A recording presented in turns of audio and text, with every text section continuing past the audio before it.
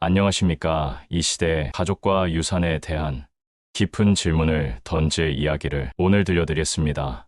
모처럼 가족이 모두 모인 명절 연휴, 따뜻해야 할 이 시간이 한 가정에서는 전쟁터가 되고 있습니다. 어머니가 아직 살아계신 눈앞에서 성인이 된 세 자녀가 어머니의 노후 자금을 두고 격렬하게 충돌하는 충격적인 장면이 펼쳐집니다. 과연 이들의 싸움은 단순한 돈 때문일까요?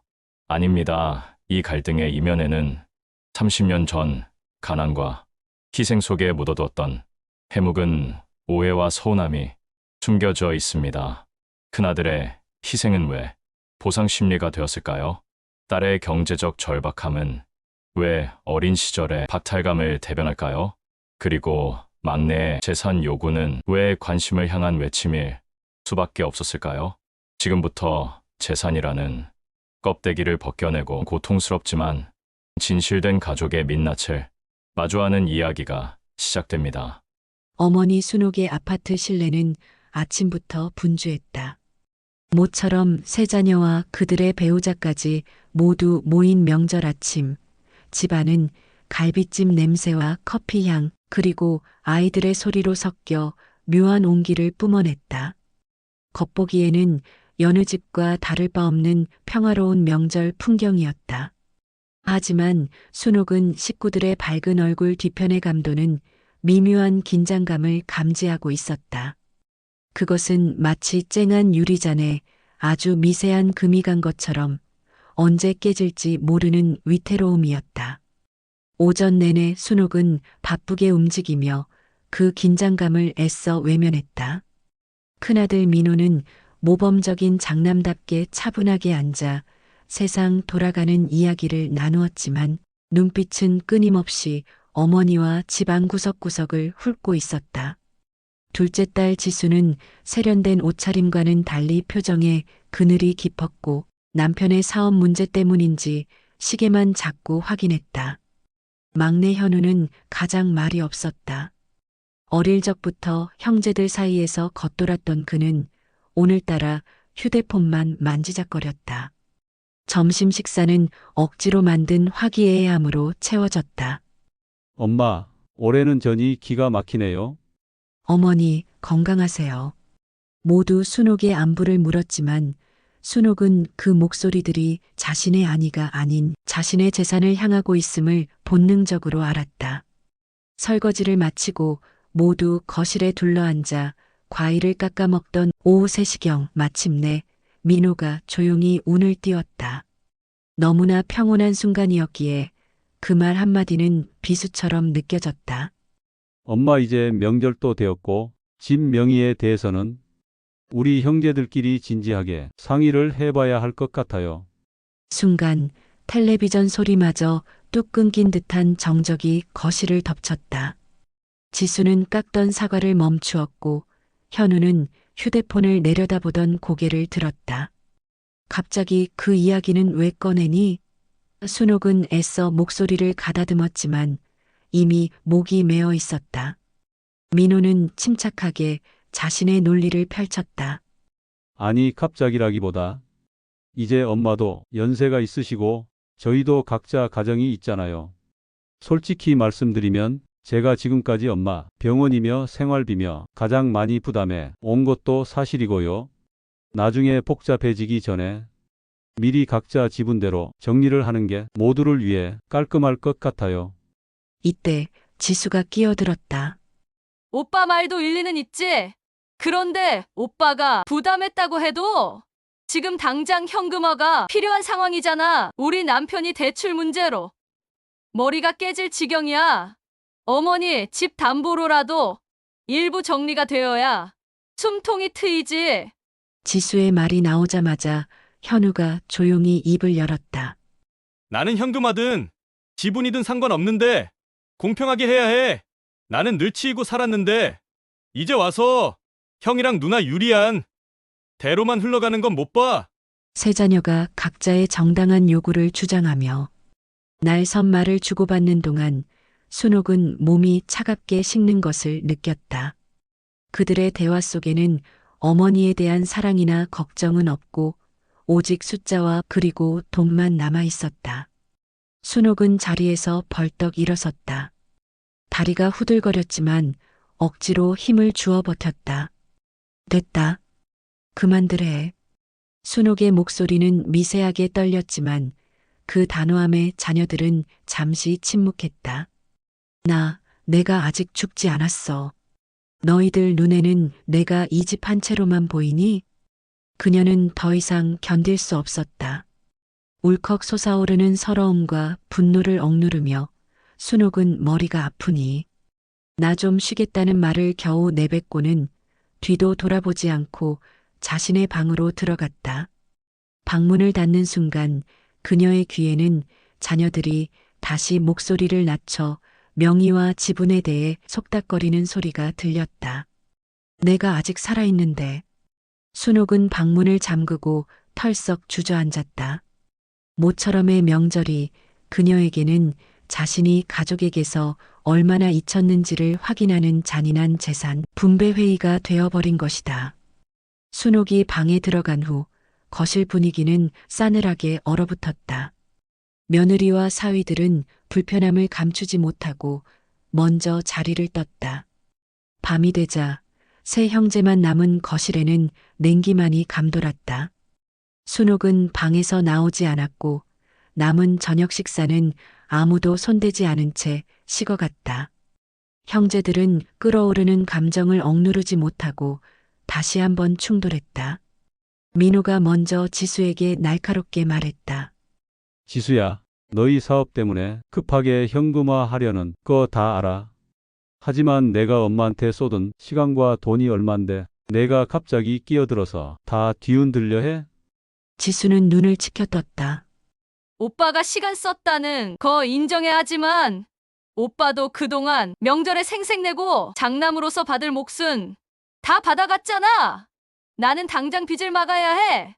오빠가 엄마를 모셨다고 해서 우리까지 빚더미에 앉을 순 없지. 그리고 오빠, 예전에 아버지가 사업 도와주실 때 오빠가 받은 돈은 계산 안 해?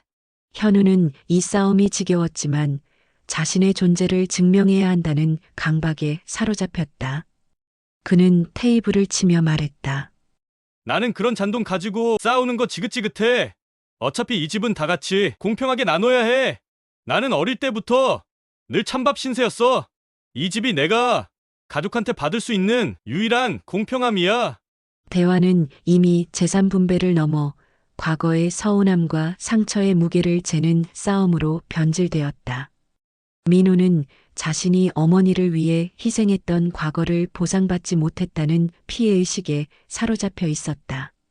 내가 너희들 대학 보낼 때 등록금 포기하고 일한 건 기억 안 나? 내가 지금 그 따위 소리할 자격이 있어?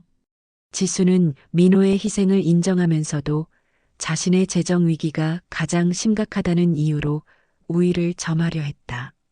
오빠 희생한 건 알지만 지금 우리 가족이 길거리에 나앉게 생겼어. 오빠는 아직 살만하잖아. 조금만 양보하면 되잖아. 현우는 그저 방관만 했다. 두 분이서 알아서 하세요. 나는 그냥 내 몫만 공평하게 달라는 거야. 나는 두 분처럼 엄마한테 잘 보일 필요도 없었잖아. 어차피 나한테는 관심도 없었으니까. 이들의 싸움은 결국 서로에게 상처를 주고 과거를 헐뜯는 치졸한 수준에 이르렀다. 순옥이 방에서 나오지 않는 이 시간이야말로 그들이 어머니의 통제에서 벗어나 마음속 가장 깊은 이기심을 드러내는 시간이었다. 세 자녀의 목소리가 점점 커지고 급기야 민호가 내 남편 사업 말아먹은 것까지 우리가 책임져야 하냐? 고 소리치자 마침내 쾅 하는 소리와 함께 순옥의 방문이 열렸다. 순옥은 창백한 얼굴로 방문 앞에 서 있었다. 그녀의 눈은 빨갛게 충혈되어 있었고 몸은 분노와 슬픔으로 떨리고 있었다. 너희들 정말 너무하다. 순옥의 목소리는 힘이 없었지만 그 울림은 집 전체를 지배했다. 지금 너희들 셋이서 누가 더 불쌍했는지, 누가 더 많이 기여했는지 따지고 있니? 이 집이 이 돈이 너희들 상처의 무게를 재는 저울이야? 순옥은 주저앉을 듯 힘없이 바닥을 짚었다. 너희들 눈에는 엄마가 돈으로만 보이니? 너희들 엄마는 아직 살아있어. 내가 살아있다고. 순옥의 절규는 아이들의 가슴에 거대한 충격으로 박혔다. 집안은 다시 싸늘한 침묵에 잠겼지만 이번 침묵은 이전과는 달랐다. 세 형제의 얼굴에는 뒤늦게 죄책감과 충격이 서려 있었다. 순옥은 다시 문을 닫고 방으로 돌아왔다. 이번에는 더 이상 분노 때문이 아니었다. 깊은 수치심과 좌절 때문이었다. 침대에 쓰러지듯 누운 순옥은 자녀들의 헐뜯는 목소리 대신 30년 전의 낡은 기억들이 머릿속에 울려 퍼지는 것을 느꼈다. 그녀는 침대 옆 작은 협탁에서 빛바랜 사진첩을 꺼내 들었다. 사진첩 속의 아이들은 해맑게 웃고 있었지만 순옥에게는 그 사진들이 자신의 미안함과 후회를 담은 기록처럼 느껴졌다. 내 자식들이 저렇게까지 됐는데 내가 엄마 자격이 있나? 순옥은 첫째 민호의 사진을 한참 바라보았다. 17살의 민호는 낡은 교복을 입고도 의젓하게 웃고 있었다. 순옥의 마음은 어느새 과거로 달려가고 있었다. 집안이 가장 가난했을 때 민호는 반에서 유일하게 수학여행을 가지 못했다. 순옥이 눈치를 보며 엄마가 다음에 꼭 보내줄게라고 말했을 때 민호는 오히려 순옥을 안심시켰다. 엄마 괜찮아요. 친구들한테는 내가 그냥 안 가는 거라고 했어요. 그리고 나 대학 가지 않고 바로 취직해서 엄마 아빠 도와드릴게요. 순옥은 그때 자신이 장남에게 너무 일찍 짐을 지웠다는 죄책감을 안고 살았다.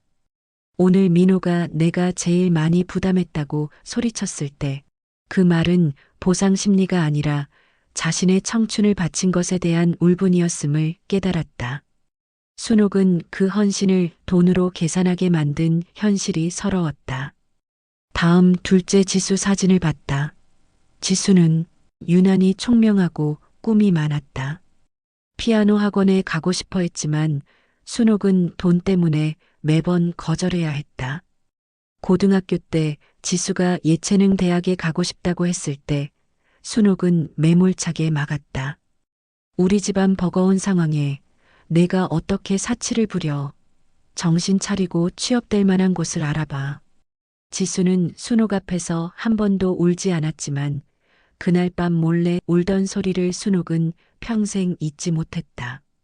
순옥은 지수의 경제적 절박함 뒤에는 어린 시절부터 포기해야 했던 꿈과 엄마에게 늘 차별받는다고 느꼈던 만성적인 박탈감이 숨어 있음을 알았다. 그녀가 재산을 현금화하려는 것은 자신의 사업 실패만이 아닌 과거 엄마에게서 받지 못했던 인정을 돈으로라도 채우려는 발버둥일지도 몰랐다.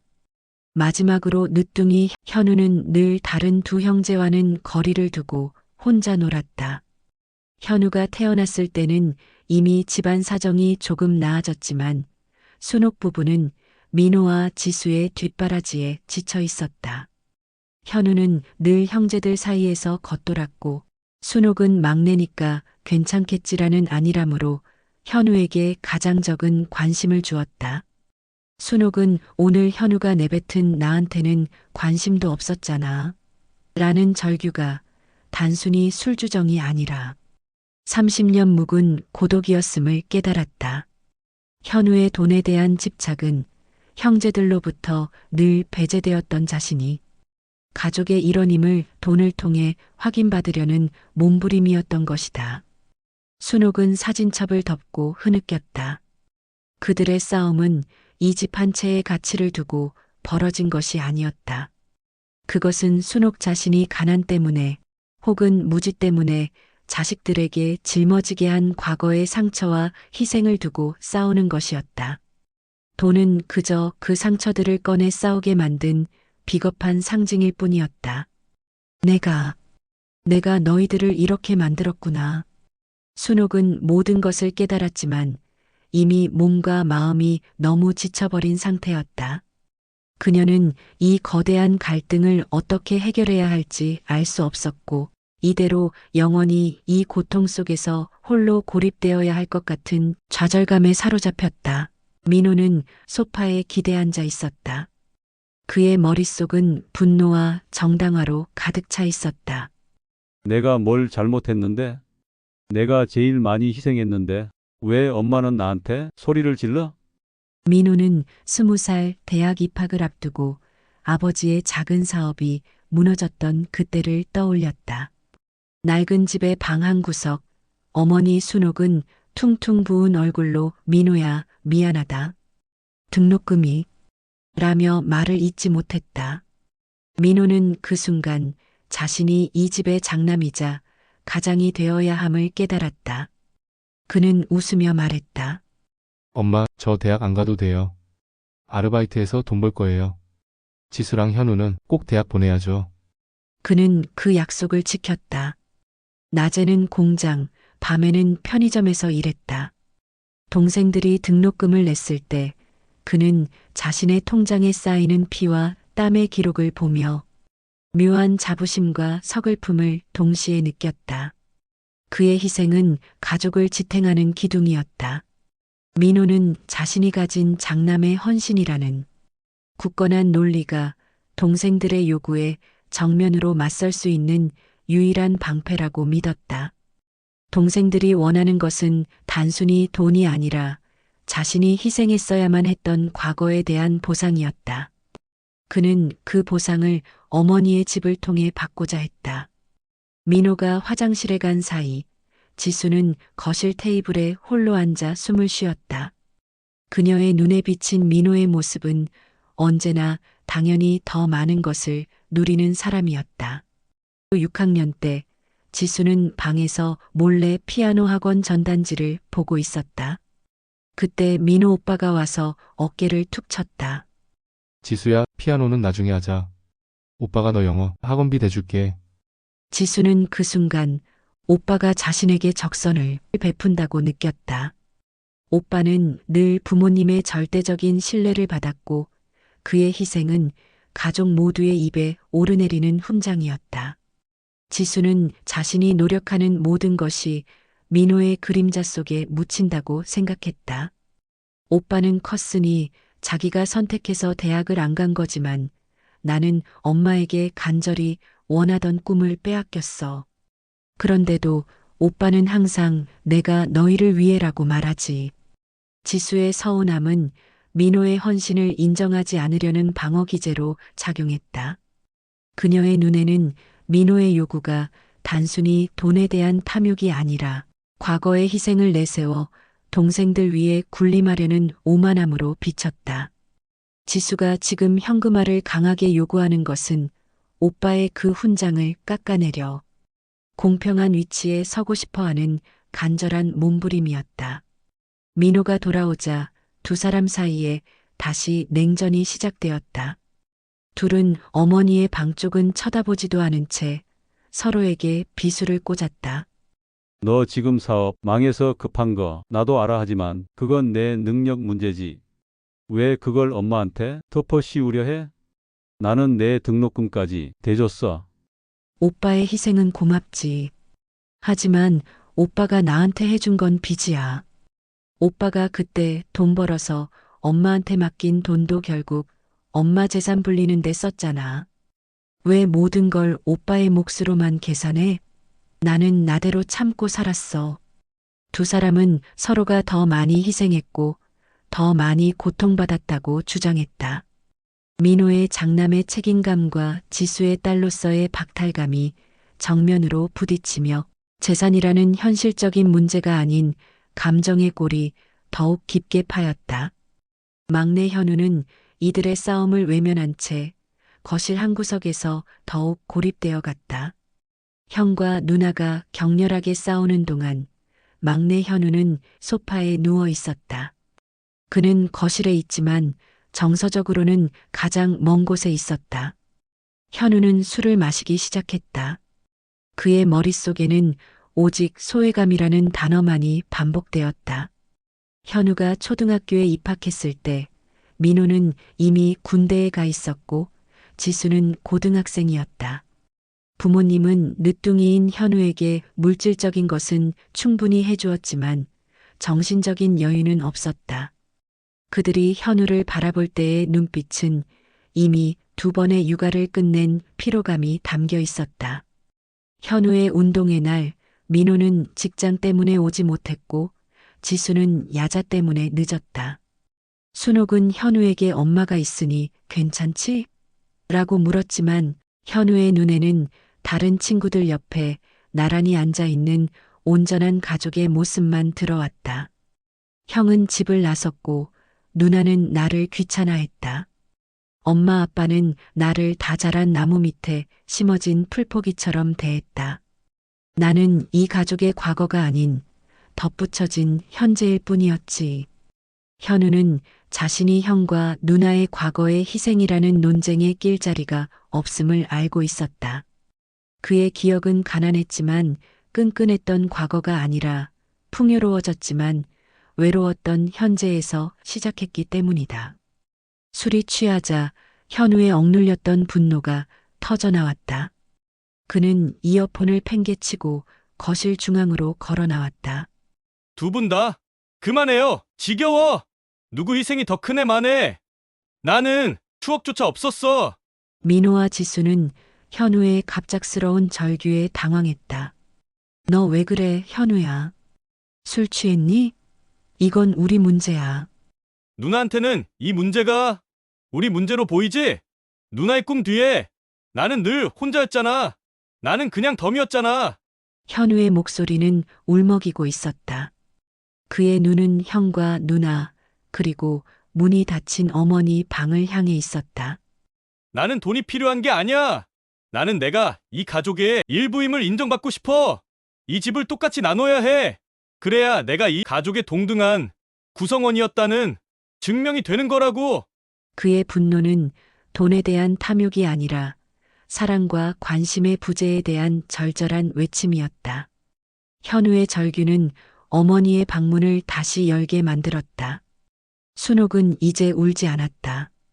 그녀의 얼굴은 모든 것을 체념한 듯 창백했지만 눈빛은 단호했다. 순옥은 비틀거리는 현우의 팔을 잡고 소파에 쓰러지듯 앉혔다. 현우야, 진정해. 미안하다. 정말 미안하다. 그녀의 목소리는 낮고 떨렸지만 그 어떤 비난보다 묵직하게 거실에 내려앉았다. 순옥은 침묵 속에서 세 자녀를 찬찬히 바라보았다. 그들의 싸움이 돈 때문이 아니라 자신이 과거에 충분히 채워주지 못했던 사랑의 결핍 때문임을 깨달은 순옥은 더 이상 이 갈등을 외면할 수 없었다. 너희 셋, 이제 그만해. 엄마가 이럴 줄 알았더라면 이 집이고 뭐고 다 팔아서 너희들 어릴 때 마음의 상처라도 덮어줬을 텐데. 지금 너희들이 싸우는 건 돈이 아니야. 너희들이 서로에게 받지 못했던 사랑을 두고 싸우는 거야. 순옥의 말은 세 형제의 가장 깊은 상처를 건드렸다. 민호는 고개를 떨구었고 지수는 입술을 깨물었고 현우는 울음을 터뜨렸다.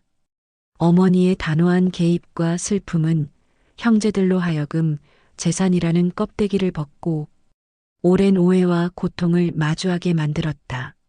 그들의 싸움은 멈추었지만 진정한 화해의 길은 이제 막 시작되었다. 거실에는 세 남매 민호, 지수, 현우가 모두 고개를 숙인 채 움직이지 않았다. 그들의 싸움이 어머니의 오랜 헌신과 자신의 결핍을 표현한 행위였음을 깨달은 것이다. 침묵을 깬 것은 큰아들 민호였다. 내가 미안하다. 민호의 목소리는 갈라져 나왔다. 그의 얼굴은 흘린 눈물로 엉망이었지만 그 안에는 장남의 무게를 벗어던지려는 결의가 있었다. 나는 20살에 대학을 포기했을 때부터 내가 희생한 것을 가장 비싼 대가로 생각했어. 그게 내가 이 집에서 받을 수 있는 유일한 훈장이라고 믿었지. 그 보상이 바로 집 명의가 될 거라고 생각했어. 그래서 지수, 내가 사업 때문에 급하다고 현금화를 요구했을 때 내 훈장을 훼손하는 것 같아서 미친 듯이 화가 났어. 나는 돈이 아니라 내가 포기했던 내 인생 전체를 인정받고 싶었던 거야. 그게 너희들에게 이기적인 압박이었다는 걸 엄마가 소리치고 나서야 알았어. 정말 미안하다. 민호의 고백은 지수의 가슴을 쳤다. 지수는 오빠의 손을 잡으며 눈물을 쏟아냈다. 그녀는 민호의 희생을 인정하면서도 자신의 박탈감이 오빠를 미워하는 이유였다는 것을 고백했다. 오빠, 나는 오빠가 늘 부러웠어. 오빠는 모든 걸 포기했지만 가족의 사랑과 인정을 독차지했잖아. 나는 어릴 때부터 오빠를 비교하며 내 열등감을 키웠나 봐. 그리고 그 반항감으로 오빠를 미워한 것 같아. 그래서 내 사업이 힘들 때 이 집을 현금화해서 내 몫을 받아야만 모든 과거를 보상받고 비로소 내가 가족에게서 확실한 자리를 차지하는 든든한 사람이 될 수 있다고 믿었었어. 내가 오빠한테 받은 희생을 인정하지 않고 오빠를 미워한 것도 사실은 내 꿈을 빼앗은 세상에 대한 분노였어. 오빠가 날 미워하는 것보다 내가 오빠의 헌신을 무시한 게 더 미안해. 마지막으로 술이 깨지 않은 상태에서 울음을 터뜨렸던 현우가 힘없이 말했다. 나는 늘 혼자였어. 형, 누나, 그리고 엄마 아빠도 나는 그냥 늦게 태어난 덤이었잖아. 형의 희생도 누나의 꿈도 나한테는 다른 세상 이야기였어. 나는 이 집의 어떤 과거에도 함께 있지 못했어. 그래서 내가 집을 똑같이 나눠야 비로소 내가 가족의 온전한 구성원이었다는 증명이 될 수 있다고 생각했어. 나는 돈이 아니라 형과 누나의 관심이 필요했어. 나도 이 가족 안에 온전히 들어가고 싶었어. 민호는 곧바로 현우에게 다가가 그를 끌어안았다. 지수도 눈물을 쏟으며 두 형제를 안아주었다. 세 남매는 30년 동안 각자의 가슴에 짊어지고 살았던 짐을 서로에게 내려놓았다. 그들의 포옹은 재산 다툼의 추악함 뒤에 숨겨져 있던 진짜 가족애를 세상에 드러내는 순간이었다. 그들의 눈물은 돈의 문제가 아닌 사랑과 인정의 결핍을 채우는 뜨거운 용서였다. 그들의 진심 어린 화해의 소리를 방문 안에서 들으며 어머니 순옥은 눈물을 흘렸다. 그리고 그들의 울음소리가 점차 줄어들며 순옥 또한 침대에서 평안히 코까지 골며 곤히 잠들었다. 길고 고통스러운 밤이 지나고 평온한 아침 해가 거실을 비추었다. 세 형제는 거실에서 헝클어지듯 잠들었지만 그들의 얼굴은 평온했다. 아침 햇살은 이들의 상처를 덮고 있던 어둠을 걷어내듯 따뜻하게 집안을 감쌌다. 순옥은 이른 새벽 방문을 살짝 열어보고는 다시 닫았다. 그녀는 자녀들이 편히 잠든 모습을 보았고 그 모습만으로 가장 큰 명절 선물을 받은 기분이었다. 해가 더욱 높이 뜨자 세 자녀는 잠에서 깨어났다. 세 자녀는 어젯밤에 격렬했던 분노와 싸움을 딛고 새로운 가족의 모습으로 움직였다. 민호는 현우와 함께 어머니가 어제 미처 치우지 못한 식탁을 정리했고 지수는 부엌에서 명절 음식을 데우며 어머니 순옥을 위해 따뜻한 밥을 새로 지었다. 순옥은 부엌에서 나는 소리에 조용히 나왔다. 자녀들은 어색함 대신 서로를 배려하는 낯선 모습으로 어머니를 맞았다. 순옥이 식탁에 앉자 세 자녀는 어젯밤처럼 고개를 숙였지만 그 이유는 완전히 달랐다. 죄책감과 감사함이 뒤섞여 있었다. 엄마, 저희가 정말 죄송했어요. 엄마 마음을 그렇게 아프게 하고도 저희는 각자의 돈 문제만 생각했어요. 엄마, 이제 괜찮아요. 어젯밤에 얼마나 서로에게 무관심했는지 깨달았어요. 엄마, 저희를 용서해 주셔요. 이제 앞으로 이러지 않을게요. 순옥은 말없이 고개를 끄덕였다. 그리고 말없이 따뜻하게 데워진 밥 한 술을 입에 넣었다. 그 밥맛은 쓰지 않고 달았다. 이 밥상이야말로 돈으로 살 수 없는 화해의 밥상이었다. 식사가 끝난 후 민호는 어머니에게 조용히 말했다. 엄마 명예 문제, 저희 이제 아무도 요구하지 않을 거예요. 엄마 편하실 때 엄마 뜻대로 하세요. 저희는 어젯밤에 깨달았어요. 이 집보다 엄마가 건강하게 저희 곁에 오래 계시는 것, 그리고 저희 셋이 서로를 인정하는 것이 가장 큰 유산이라는 걸요. 저희가 엄마 곁에 오래오래 있을게요. 지수와 현우 역시 민호의 말에 고개를 끄덕이며 어머니의 양손을 잡았다. 순옥은 울지 않았다. 그녀는 환하게 웃으며 자녀들의 손을 잡았다. 그래. 엄마는 너희 셋을 다시 얻었으니 정말 고맙다. 엄마가 너희들 곁에 오래오래 있을게. 식사를 하고 세 형제는 집을 나섰다. 그들의 명절은 재산 다툼으로 시작되었지만 결국 가족의 사랑을 되찾는 가장 의미 있는 여정으로 마무리되었다. 그들이 나눈 것은 돈이 아니라 30년 만의 진정한 이해와 포옹이었다. 그들의 발걸음은 가벼웠고 서로를 바라보는 눈빛은 따뜻한 연대감으로 가득 차 있었다.